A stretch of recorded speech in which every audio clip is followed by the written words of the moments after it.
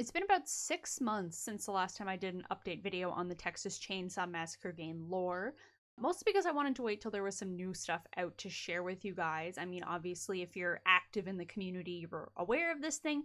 But for people like me that just play occasionally but are really invested in the lore, I think having videos like this explaining less of the technical gameplay aspects and more of the story is really, really helpful. We've got about 4 sort of lore update things and a whole new story coming to the game, essentially, with the Rush Week pack that just got announced recently.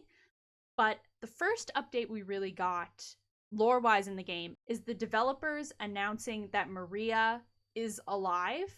They shared a photo of her that says Maria, the definitive final girl. It says here on the Texas Chainsaw Community Hub post about it, deep within the bowels of the Slaughter family's property, Maria was alive and fighting like hell for her survival.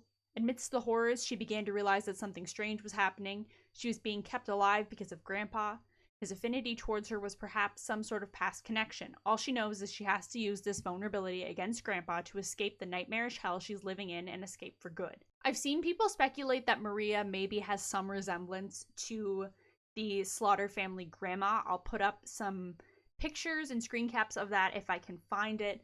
But this really did come as a shock to a lot of fans of the game because, you know, this whole thing is launched around the notion that Maria's dead. Like, in the first video I did where I did a deep dive on the tech test of the game where there were leaks within it, like there's voice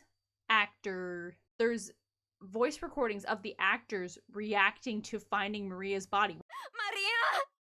No! No!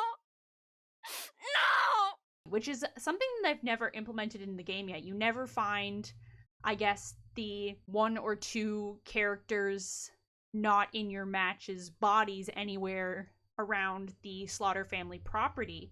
I'm hoping they implement that soon in terms of who lives and who dies contextually in the story.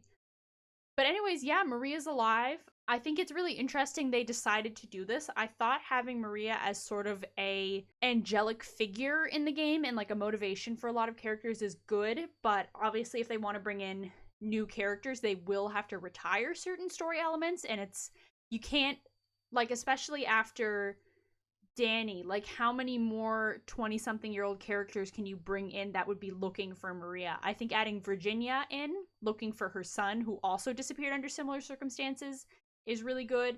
I mean, obviously, if people are coming to the Slaughter family property, they are looking for a missing loved one. There's only so many ways they can do that. But as I'll talk later with the new content pack, it seems like we are getting a new victim in the next quarter of the game. So with Maria as a new victim, we were introduced to Hans, who is known as the terror of the Slaughter family. So Hans is also from the story Bible that Kim Henkel created when writing the Texas Chainsaw Massacre game. That's also where Sissy originated from. So Hans is a distant cousin to the Slaughter family. It says here in the community hub post about him that he's a drag racing legend in Texas, and he's got a dark, violent, and gruesome nature. He's got sort of like a biker look to him.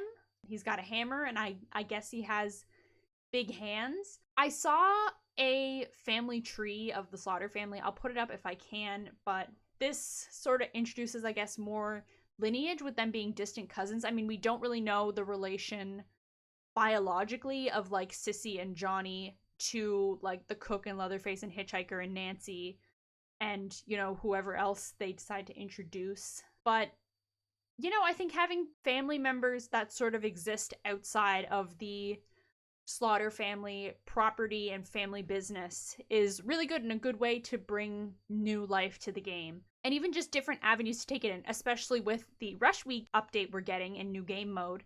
I think it does give some opportunity to take some of these characters off of the farm and away from the slaughterhouse and into other parts of the world. So let's get into Rush Week, because this is honestly something I'm really excited for. Of course, there are people not really happy with the technical aspects of this new mode. It's going to be 1 versus 6, but you can't play with your friends. Like, there's no party option.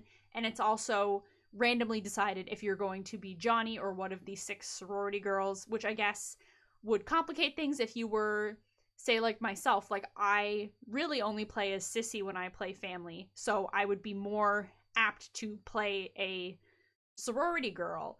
But if you were a Johnny main that never played victim, why would you want to play victim in this mode? So it's very complicated like that, but I guess it helps with getting people out of the game lobbies and into games a lot quicker. So let's talk about Rush Week some more. So this takes place 5 years after the events of the Texas Chainsaw Massacre game. So this is about 78, 79, I think. I will clarify that on screen. But Johnny lands at the Omega Sigma Theta sorority house attempting to break in and just sort of wipe out these girls. There's no real motivation behind it. This is really inspired by late 70s Giallo-inspired slasher films, and obviously probably taking from things like Black Christmas and The House on Sorority Row and Slumber Party Massacre. There's not really any story out yet as to why, you know, Johnny is at this sorority house. Where it, like, is it in Texas, is it in California? We don't really entirely know yet. I also thought, and I think a lot of people speculated this too, with a new game mode coming and, you know, 6 new characters to play as being the sorority girls, you would sort of get backstories for them. But they've announced that these sorority girls will not have any names or backstories attached to them, under the guise that we, the fans and community, can make our own headcanons for them and design the characters ourselves.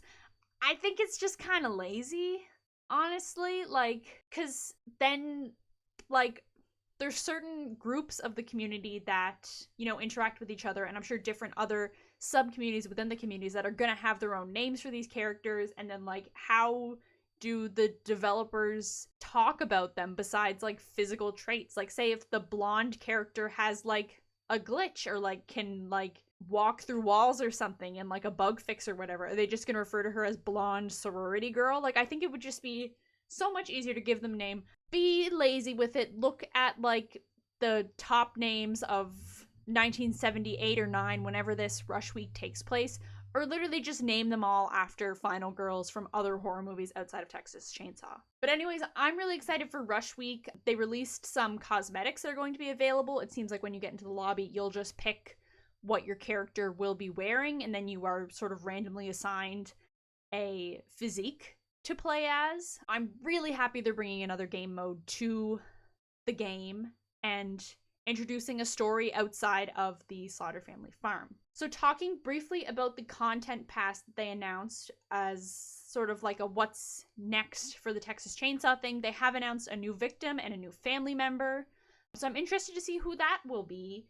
I have a feeling it's going to be a long time before we start to see any characters from the other Texas Chainsaw movies showing up in the game. I feel like that's sort of a last ditch, like, farewell thing, like, oh, we've decided to stop development on this game, but here's Sally and Stretch and Chop Top and Matthew McConaughey's character and Renee Zellweger's character from Texas Chainsaw The Next Generation in the game. It does feel like a lot less lore than the last video. I'm really hoping with this new content pass stuff and these, like, the new game mode and a new victim and a new family member, plus, like, Hans and Maria, I would love for them to sit down and do another lore stream, because I learned so much. I had a blast making the recap video I did last time, and I would really like to see more of that, because I love the story of this game, just not necessarily playing it because I'm bad at video games. So that's unfortunately all the lore I kind of have right now to share with you guys. If you've stuck around for this long, sorry it's taking me so long to put videos out.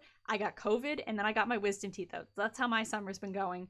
So I haven't been able to put out a video since my long legs one. I'm also a horrible procrastinator, so that adds to that as well.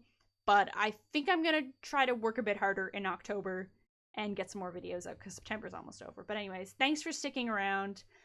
More Texas Chainsaw lore videos when they come out. I really appreciate all you guys' comments on the last ones, letting me know things I missed or anything. I really appreciate it. So let me know if you liked this video, what your favorite part of this new lore entry is, if you're excited for the Rush Week story or not. Make sure to like, share, and subscribe, and I will see you in the next video. Thank you so much for watching.